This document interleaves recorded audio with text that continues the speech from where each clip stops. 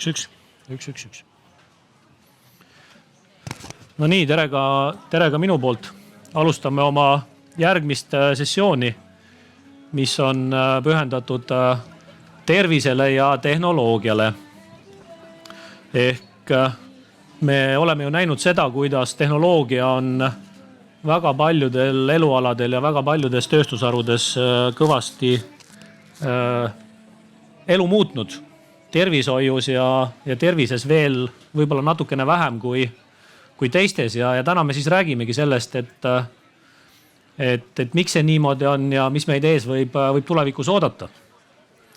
Aga noored on meie tulevik ja kõigepealt annamegi sõna noortele, nii vanuselt noortele inimestele kui ka vanuselt noortele ettevõtetele. Me teame, et meil Eestis ravimitööstust ei ole, aga lisaks traditsioonilistele keemilistele ja bioloogilistele ravimitele on viimasel ajal räägitud väga palju digiravimitest.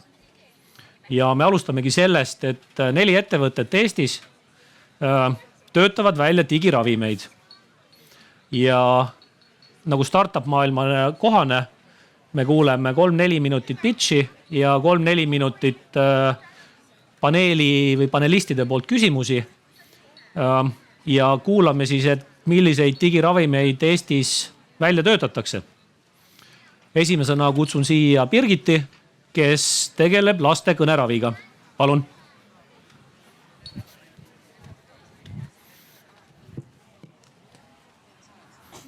Tere.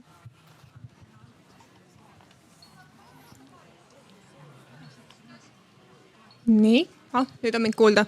Tere kõigile, tore teid kõiki siin näha ja mina olen Birgit Krieger ja täna tutvustan teile siis digitaalse logopeedia tugiplatvormi SpeakTX.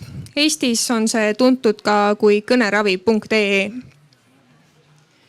65% insuldijärgsetest patsientidest, umbes 25% lastest ja 10% täiskasvanutest on mingisugune kõneprobleem, mis vajab logopeedilist sekkumist. Eestis on see umbes 150 000 inimest. Ometi ei saa nad sageli vajalikku abi, sest et nende teel on palju takistusi. Esiteks on kõneprobleemidega inimeste arv ajas ainult kasvav ning järjekorrad spetsialisti vastuvõtule on väga pikad. Eestis võib kohati ühes asutuses olla see järjekord lausa 100 inimest. Lisaks puudub ligipääs teenusele ning pakutavate teenuste hulk lihtsalt ei ole piisav. Meie lahenduseks on siis SpeakTX, kust leiab enam kui 300 kogenud logopeedide poolt loodud interaktiivset harjutust. Harjutused on mitmekesised ning jaotatud erinevateks mooduliteks. Lisaks üldarendavatele harjutustele leiab ka mooduleid konkreetsetele diagnoosidele, näiteks afaasia, düsfaagia või düsartria. Samuti võimaldab keskkond luua personaliseeritud harjutuskavasid ja sessioone, mis aitavad spetsialistidel teraapiat paremini suunata distantsilt ning jälgida tulemusi. Samuti selleks, et aidata kaasa kaugkonsultatsioonidele, on meil olemas videokonsultatsioonide funktsionaalsus ning eraldi turuplats, mis võimaldab siis leida endale sobiva spetsialisti, et läbi meie platvormi see konsultatsioon läbi viia. Täna on umbes 50% Eesti lasteaedadest, koolidest ja haiglatest meie platvormil registreerunud ning meil on enam kui 6000 kasutajat. Samuti tegeleme aktiivselt veel 4 turul, kus me töötame koostöös kohalike spetsialistidega, et luua sealsetele turgudele turuvajadustele vastav sisu ning planeerime juba neil uutel turgudel oma toote lansseerida sel sügisel. Meie peamisteks kasutajateks on erinevate neuroloogiliste häiretega patsiendid, traumajärgsed patsiendid, samuti kõnehäirete, kõnearenguprobleemidega lapsed ning spetsialistid. Spetsialistid, kes meie platvormi kasutavad, on tavaliselt logopeedid, eripedagoogid, aga näiteks ka täna juba füsioterapeudid. SpeakTX on kulu- ja ajatõhus lahendus, mis aitab tagada pideva ja süstemaatilise teraapia. Läbi selle, et me suurendame abivajaja iseseisva töö mahtu, saame me lühendada teraapia kogu pikkust ja suurendada selle efektiivsust. COVID-19 pandeemia näitas seda, et me peame üle vaatama, kuidas me täna tervishoiuteenuseid osutame ja selge on see, et me vajame innovatsiooni, me vajame uuendust ning SpeakTX meeskond usub, et see on lahendus, mis aitab parandada logopeedilise teenuse pakkumist ning ka erinevad uuringud on näidanud seda, et pakkudes logopeediat läbi teleteraapia vormi on sama efektiivne kui kontaktteraapia. Mina olen Birgit SpeakTX-ist ja aitäh teile. No nii, aplaus. Head paneeli liikmed, palun küsimused.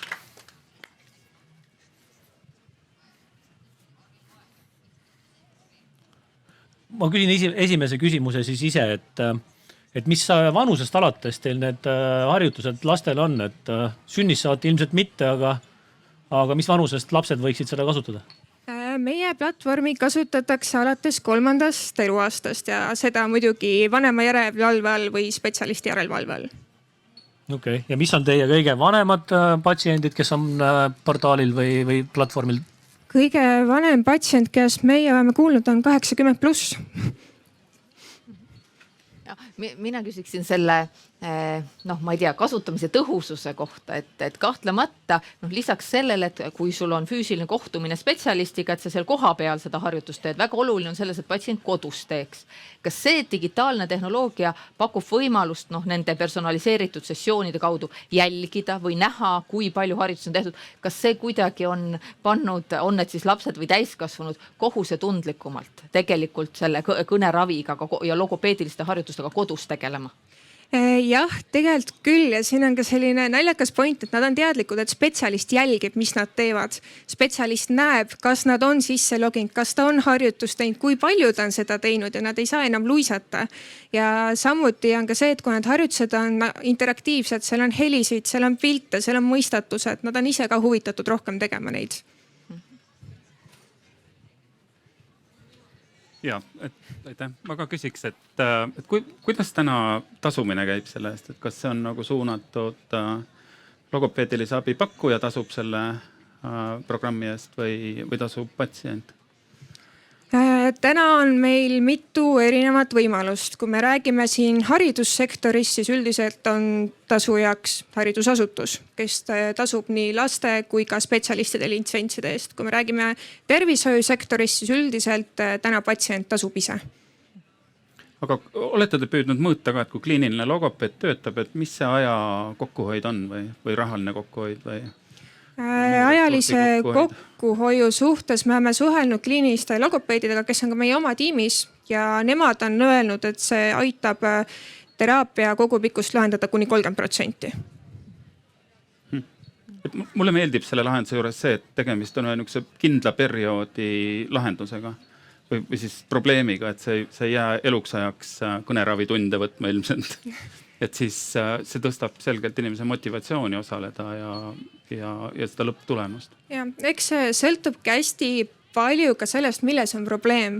Et meil on kui me räägime lastest, kellel on vaja lihtsalt häälikusseadet, siis ilmselgelt neil läheb lühem aeg. Samas kui me räägime insuldijärgsetest patsientidest, kellel on afaasia, siis nemad sageli vajavad tegelikult elu lõpuni seda tuge. Mille taha teile praegu tundub, et mille taha siis edasine, ma ei tea, kasv jääb, et kas see on pigem rahastus, on see inimeste teadlikkus, on mingisugused tehnoloogilised küsimused veel, et patsientkonda kasvatada, et mis oleks veel vaja? No eks kindlasti on küsimus ka rahas, just selleks, et tagada spetsialiste litsentsid. Ja teine asi on see, et inimesi tuleb julgustada, et ärge karke seda lahendust ja et logopeedid see ei võta teie tööd ära, see aitab teie tööd efektiivsemaks teha. Et siin on lihtsalt vaja pidevalt rääkida, pidevalt julgustada ja näidata ja hea on muidugi see, et kes tulevad kasutama, nad jäävad kasutama, et siis nad hakkavad aina enam seda väärtust nägema. All right, aitäh Birgit, aplaus. Järgmisena kutsun lavale samamoodi digiravimi arendaja Kadri, kes ka tegeleb lastega ja tema lahenduse nimi on Triumph Health. Palun. aitäh, mul on eriliselt hea meel siin olla. Me räägime vaimsest tervisest nüüd ja kuigi siin on vaimse tervise ala, siis ükskõik, kus siin läbi kõndida, see jääb kogu aeg kõlama. Vaimne tervis, heaolu, üksildustunne, mida me saame ära teha tegelikult, et üksteist toetada, et paremini hakkama saada. Ja mina täna räägin siis teile ühest võimalusest, et kuigi me oleme tervise tulevikualal, siis siiski olevik ja reaalselt olemasolev lahendus, teadus- ja tõenduspõhine, mis aitab siis lastel, kes on vanuses 7–12, iseennast paremini tundma õppida. Sest me oleme selles olukorras tegelikult, kus vaimse tervise teadlikkus on üsna palju tõusnud. Me teame, et see on olemas, aga vahepeal meil jääb selle taha, et mida siis teha, kuidas hingata, 2 sisse, 1 välja või kuidas see siis käib. Et need oskused, et iseendaga hakkama saada, need oskused, et kohaneda, et olla iseennast juhtiv inimene, meil jääb natukene nendest puudu. Meil ei ole selliseid teenuseid veel, et ütleme, kui me kujutame ette olukorda, kus psühhiaatrilisele ravile pääs võtab väga pikka aega, et aga mida me siis teeme selle poole aasta jooksul, näiteks kui me ootame seda psühhiaatri vastuvõttu, kas me lihtsalt ootame või me oskame midagi iseenda jaoks ära teha. Ja meie tegeleme lastega, alustame lastest just sellepärast, et ma ei taha masendavaid numbreid õhku visata, aga üks asi, mis on väga oluline, on see, et suurem osa vaimse tervise häiretest kujunevad välja enne 14. eluaastat. Kui need kujunevad lapseeas välja, need jäävad meie elukvaliteeti mõjutama terve elu ja me peame tegelema sellega. Igaüks omamoodi, sest et päris täpselt aru ei saa, kuidas seda teha võiks ja peaks. Nii et väga hea koht, kus tehnoloogia saabki appi tulla, on see, et me võtame selle fookuse enda tervise eest hoolitsemisele. Meil tekibki see vaimse tervise juhtimise võimekus, me teame, mida teha. Me oskame paremini hakkama saada ka olukordades, kus muidu võib-olla meil ei tule nii hästi välja. Ja meie viime selle vaimse tervise toe lasteni läbi mängukeskkonna. See on mobiilirakendus, iga lapse jaoks on see kasutaja kogemus täiesti erinev, sellepärast et kõigil on tugevused ja nõrkused erinevad. Mitte keegi ei ole ühtemoodi, igaüks on omamoodi ja igaühe vaimse tervise teekond on personaalne. Ja tehnoloogia võimaldab meil seda teha, võimaldab seda, et me saame erinevaid metodoloogiaid rakendada selleks, et toetada inimesi ega jätta neid sõltuvaks tehnoloogiast, vaid ikka juhendada neid selles osas, et nad ka päriselus siis neid oskusi rakendaksid. Ja seetõttu näiteks meie lahenduse puhul, kui me teame, et laste puhul liigne ekraaniaeg on suur mure, siis meie lahendusel on piirangud 30 minutit päevas, hilisõhtusel ajal ei saa seda kasutada, et mitte negatiivselt laste unekvaliteeti mõjutada. Aga kõige tähtsam, et igaüks saab selle eakohase, õigeaegse toe kätte just siis, kui ta seda vajab. Nii et soovitan kõigil, kellel selles vanuserühmas lapsi on täiesti tasuta kättesaadav lahendus Triumph Hero, laadige alla ja proovige järgi, kuidas see võib aidata laste vaimset tervist toetada. Väga tänan! No nii, aitäh. Ma saan aru, et teil on kasutajaid ka väljapool Eestit, jah? Jah, meil tegelikult me peaksime natukene võib-olla rääkima sellest, et kuna see teadlikkus on veel madal ja tehnoloogia rakendamisjulgus on riigiti erinev, siis meil mõnevõrra suurem edulugu ongi olnud väljaspool Eestit ja kõige kurvem selle juures, mis alati mu südameasi ongi see, et kui me ekspordime kogu aeg ja läheme väljapoole, siis kannatavad tegelikult meie enda Eesti inimesed, sest et eesti ja vene keeles on tugi olemas, aga on tehtud otsuseid võib-olla, mis ei ole olnud kõige kasulikumad siiani. Kus teil kõige kaugem kasutaja on? Kõige kaugem kasutaja, ma arvan, et nüüd Guatemalas ilmselt. All right. Nii, Riina, palun. Tõesti, kui vaadata, et lapsed ja ekraan, et siis tundub, et ei tea, kas sealt terviseabi saabki. Aga mina küsiksin lihtsalt seda, et mis tüüpi, ma ei tea, tuge või abi laps sealt saab. Kas ta õpib konfliktide lahendamist? Kas ta saab abi enda tunnetest aru saamiseks või toimetulekus? Mis on see, mida siis Triumph Hero aitab lapsel teha? Ka need välja toodud asjad, aga tähtis ongi see, et see lahendus on individuaalne. Ehk siis mitte kõik lapsed ei koge koolikiusamist, mitte kõik lapsed ei ole mingis konkreetses konfliktisituatsioonis. Lapsed õpivad läbi selle mängu, läbi erinevate tegevuste, läbi aidates teisi, kus neil on võimalik siis erinevates diskussioonides, interaktsioonides õppida ka iseennast paremini tundma, mida siis ka samamoodi on mõõdetud või me mõõdame selle lahenduse sees, sest me ei ei taha, et lapsed igavesti seda lahendust kasutama jääks, me tahaks, et kõik see õpitu, nad võtaksid selle iseendaga kaasa. Ehk siis olenevalt sellest, mis laste vajadused on, vahel on neil vaja lihtsalt julgustamist, vahel on neil lihtsalt vaja tähelepanu, vahel on neil vaja sellist psühhoharivat sisu või et iseennast lihtsalt paremini mõista, mis asi see motivatsioon või enesega rahulolu üleüldse on. Ja need lapsed, kellel on juba vaja psühhoterapeutilist sekkumist, siis ka need komponendid on selle lahenduse sees juba erinevatest koolkondadest. Ja küsin juurde, et kas mingi algoritmi põhiselt siis lapsi mitte nüüd diagnoositakse, aga kuidagi klassifitseeritakse, et seda personaalset teed kujundada, algoritm ikkagi ütleb, et mis on see, mida lapsel on vaja või mis tal on puudu või mis on viga?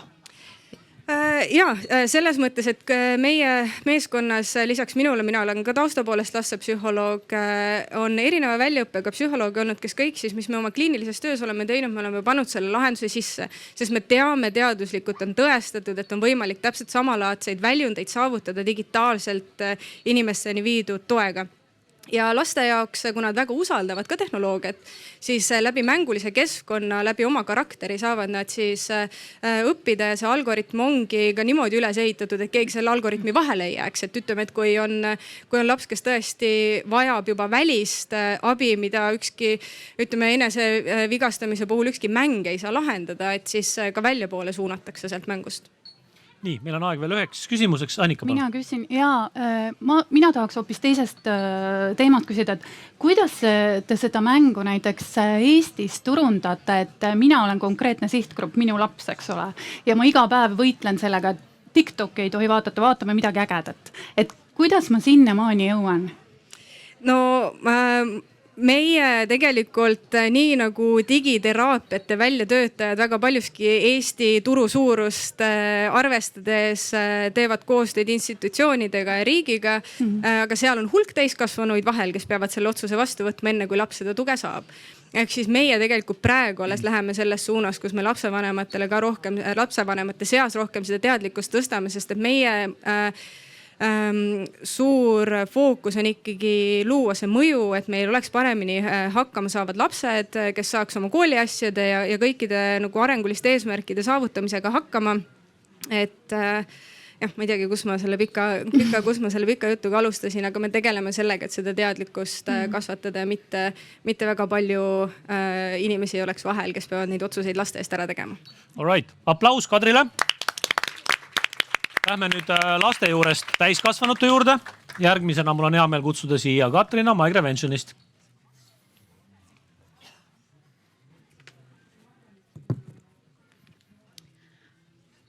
Aitäh Erki kutsumast ja aitäh kõigile, kes te siin olete. Hästi tore on näha väga paljusid inimesi, kes olid siin eelmisel aastal ja minul Eesti tervishoiuettevõtetest on au olla siin laval teist korda.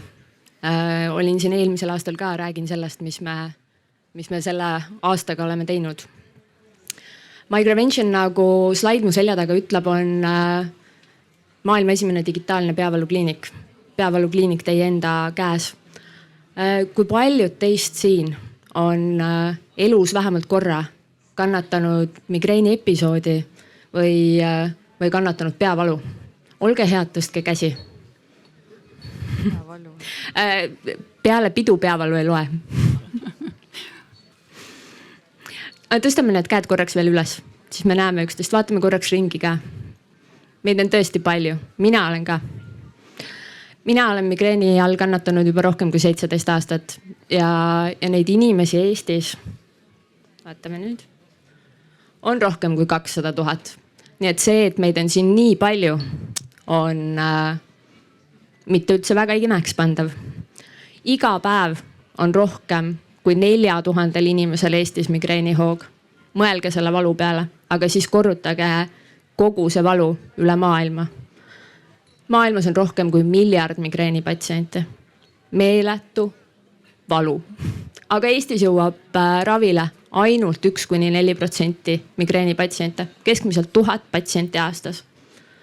Ja migreen on väga kulukas haigus. Ja neid kulusid on väga-väga raske hinnata, sellepärast et inimesed jäävad töölt koju, lähevad peavaluga tööle, nende töö efektiivsus on madalam ja me peame selle probleemiga tegelema nii meie ise inimestena, meil on vaja muuta tervishoiusüsteemi efektiivsemaks, kui tegeleda sellega kui ühiskonnana. Seda Microvention teebki ja on teinud juba viimased 2 aastat. Me oleme toomas Euroopa Liidu turule maailma esimest digitaalset peavalukliinikut, meditsiiniseadet, mis võimaldab patsientide teekonda tervishoiusüsteemis muuta väga palju efektiivsemaks. Meie esimese põlvkonna meditsiiniseade on patsientide jälgimise, kaugjälgimise ja nende aitamise seade. See võimaldab läbi patsiendi mobiilirakenduse ja spetsialisti töölaua muuta rohkem kui 10 korra suurema arvu patsientide raviteekonda efektiivsemaks. Märkame peavalu, nii nagu me märkasime seda täna siin ja me oleme Eestis patsientidele kättesaadav tervishoiusüsteemis juba alates sügisest. Aplaus. Nii, palun küsimused. Teil kindlasti on küsimusi. Riina. Ja mul on hea meel Microventionit taas laval näha. Aitäh. Ja tõesti, ma ei taha öelda nüüd, et migreen on selles mõttes hea haigus nüüd, et selle jaoks digiravimite, aga see, et ta ei ole ajutine, et sul on väga pika perioodi jooksul tegelikult vaja nii-öelda abimeest või jälgimisvahendid, et oma haigusega paremini hakkama saama, see on selge. Ma küsin, et mis on nüüd sellega viimase aasta või 2 aasta jooksul, mis sellel turul on toimunud, kuna ta on, ma ütlen, nagu atraktiivne diagnoos, mida konkurendid teevad, kas on teil tekkinud võistlejaid? Kahtlemata on atraktiivne diagnoos, mis võimaldab näidata seda meditsiiniseadmena liikumist väga hästi. Väga paljud meie konkurendid on lihtsalt mobiilirakendused ja meditsiiniseadmena liigub väga vähe konkurente. Saksamaal 1, USAs 1. Ja see, kes USAs meditsiiniseadmena liigub geneetika poole pealt. Ehk siis proovib ennustada ravimite sobivust. Täiesti teine teekond. Ravimeid ei saa süsteemist välja võtta. Migreenipatsientidel ravimeid vaja on, aga patsient ise saab võtta väga suure osa vastutusest enda peale ning ennast ise aidata ja see on see pool, mida meie lahendusse nii-öelda selle raviteekonna paremaks muutmise pealt soodustab. Aitäh. Ja teine küsimus ka, et kui palju siis see konkreetne lahendus on personaliseeritav? Et see, et kuidas sa oma näiteks neid valuepisoode registreerid, et kas selleks on mitu erinevat viisi. Et mul enda kogemus on ka, et ainult mugavaid asju viitsid kasutada, aga see, mis ühe inimese jaoks on mugav, teise jaoks ei pruugi olla. Et palju seal sellist mängimise võimalust on? Mängimise võimalust kindlasti on ja meie oleme oma lahendust loonud koos kasutajatega, nii patsientide poolelt kui ka spetsialistide poolelt. Ehk siis patsientide nii-öelda sisestatav informatsioon on ainult vajalik informatsioon. Väga paljud migreenipõhised lahendused küsivad väga palju informatsiooni, alates sellest, kus sa viibid, kui palju oli valgust, mis oli kell ja kõik muud asjad. Me oleme loonud lahenduse, mis küsib võimalikult vähe, aga see küsitav informatsioon on see, mis on vajalik. Meil on aeg veel üheks küsimuseks. Ma küsiks, kui sa lühidalt püüaks kirjeldada, et kui on selge, et see töötaks kõige efektiivsemalt siis, kui see on integreeritud arstiabisüsteemi. Et kuidas enda poolt vaadates seda ideaalset süsteemi kirjeldaksid? Mitte ainult Microventioni lahendus, aga tegelikult kõik digiravimid töötavad kõige efektiivsemalt, kui nad on integreeritud täna töötavasse tervishoiusüsteemi. Ja see on tegelikult digiravimite eesmärk ka, muuta olemasolevat tervishoiusüsteemi efektiivsemaks. Meie lahendus toimib väga hästi nii peremeditsiini tasandil kui ka spetsialisti tasandil peavalukliinikutes. Ja nii selle jälgimisfunktsioonina, nii nagu ta täna on esimese klassi meditsiiniseadmena, kui ka järgmise põlvkonna seadmena, mis võimaldab juba diagnostikat kui ka ravimääramist. Aitäh, suur aplaus Katrinale. ja viimasena palun Siim, Activate Health. Katrin. Okay.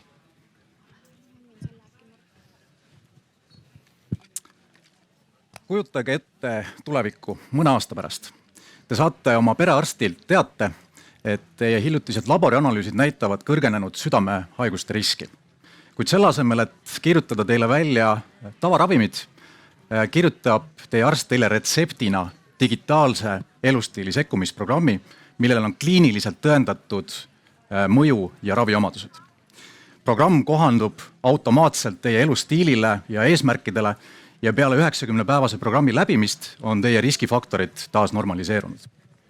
Seda tüüpi patsiendi teekonnad saavad juba mõne aasta pärast järjest tavalisemaks just tänu digiravimitele, mis võimaldavad tõenduspõhist tervisejuhtimist viia suure hulga inimesteni. Tere, minu nimi on Siim, olen Eesti tervisetehnoloogia ettevõtte Activate Health asutaja ja tegevjuht ja meie tegeleme metaboolsete haiguste ennetuseks ja raviks mõeldud digiravimite arendamisega. Siin pildil on 5 peamist kardiometaboolset riskifaktorit. Rasvumine, kõrgenenud veresuhkur, kõrgenenud vererõhk, madal HDL kolesterool ja kõrgenenud triiglütseriidid. Neid peetakse kõige olulisemateks riskimarkeriteks. Kui 3 nendest või rohkem on referentsist väljas, siis on tegemist metaboolse sündroomiga, mis automaatselt tähendab oluliselt kõrgemat südamehaiguste, diabeedi ja teiste krooniliste haiguste riski. Erinevatel hinnangutel on maailmas iga 4. täiskasvanu igapäevaselt elab siis metaboolse sündroomiga. See on kokku üle 1,3 miljardi inimese. Eestis ja paljudes teistes Euroopa Liidu riikides jääb see number 25–30% vahele täisealisest elanikkonnast. Kui me mõtleme veel Eesti numbrite peale, siis just hiljutised uuringud näitavad, et iga 5. Eesti elanik on rasvunud, iga 3. on ülekaaluline. 49% kõikidest surmadest on põhjustatud südamehaigustest, mis on otseselt nende riskifaktorite mittetegelemise põhjuseks. Ja kui me vaatame eestlaste tervena elatud eluiga, ehk et seda eluiga, kus meil ei ole ühtegi kroonilist haigust, siis me oleme Euroopa Liidus eelviimasel kohal.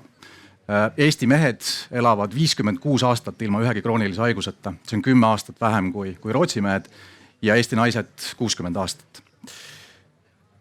Enamike peamiste krooniliste haiguste juurpõhjuseks on metaboolsed häired. Seega, kui me soovime meie Eesti tervena elatud eluiga suurendada, siis me peaksime alustama metaboolsest tervisest. Tänane ravisüsteem keskendub haiguste ravile peale nende diagnoosi. Ometi me teame, et kroonilised haigused kujunevad välja teinekord aastakümnete jooksul. Täna puuduvad arstkonnal tõenduspõhised lahendused, et enne diagnoosi selle riskiga tegeleda, ehk et keskmise ja kõrge riskiga, metaboolse riskiga inimestega tegeleda.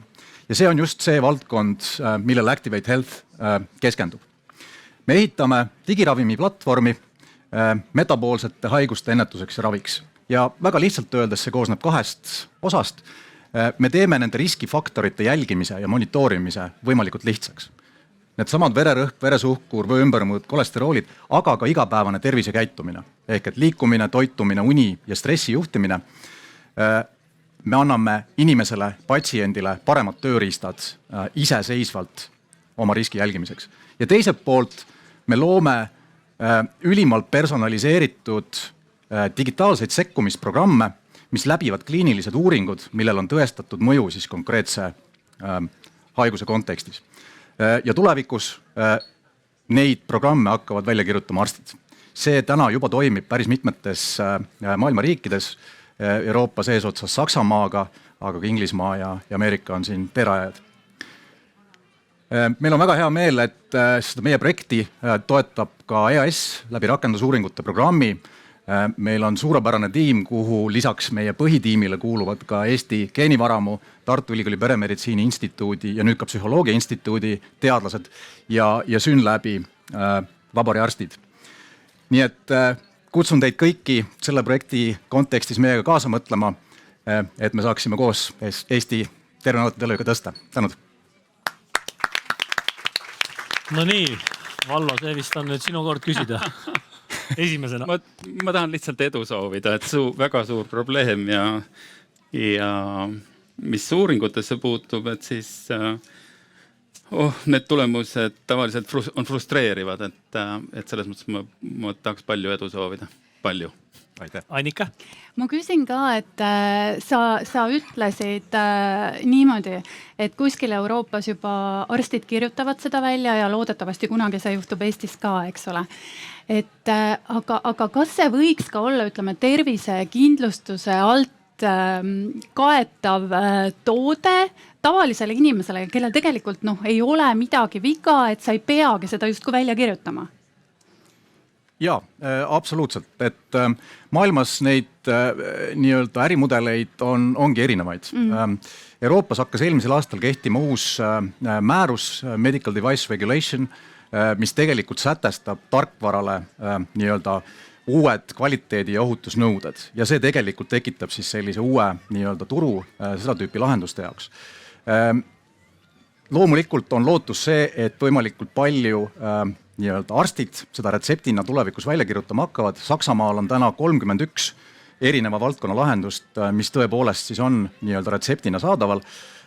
Ja Prantsusmaa, Belgia, Inglismaa tegelikult just praegu neid uusi seadusi nii-öelda rakendavad.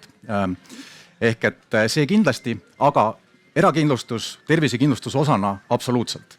Ehk et ka digiravimitel on erinevaid nii-öelda klassifikatsioone ja sellise lihtsama nii-öelda madalama riskitasemega klassifikatsiooni puhul tegelikult võiks väga hästi seda ka läbi erakindlustuse pakkuda ja seeläbi suurema hulgani jõuda.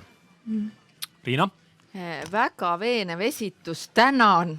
Ja ma mõtlesin, kas ma nüüd julgen nii ausalt siin küsida, eriti Vallo kõrval istudes.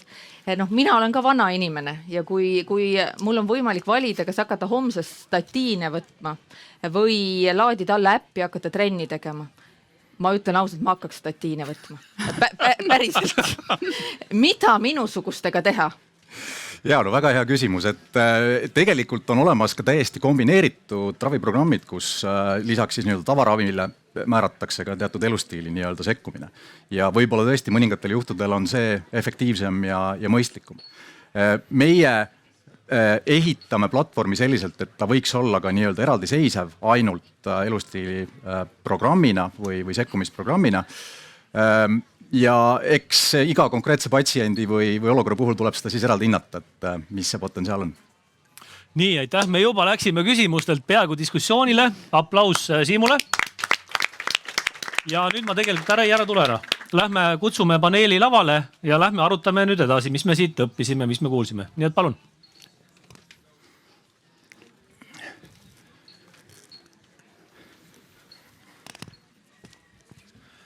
Nii, seda haksidest. Nii, meil on siia lavale kutsutud siis erinevate taustaga inimesed, kellel kõigil võiks olla mingisugune sõna sekka öelda teemal, kuidas rakendada tehnoloogiaid selleks, et tervist juhtida. Ning meil on diskussiooniks aega natukene vähem kui tund aega. Mõeldud on see interaktiivsena, nii et kohe kui kellelgi on küsimus, ärge oodake, vaid tõske käsi püsti. Ma viskan teile selle kuubiku ja saate küsida küsimusi.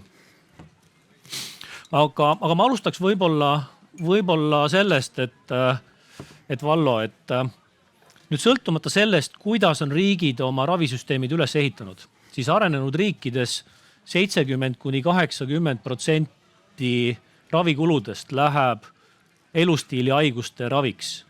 Ehk need on haigused, mida on võimalik kas vältida või vähemalt väga korralikult nagu edasi lükata.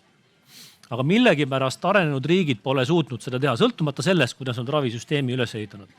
Et kelle tegemata töö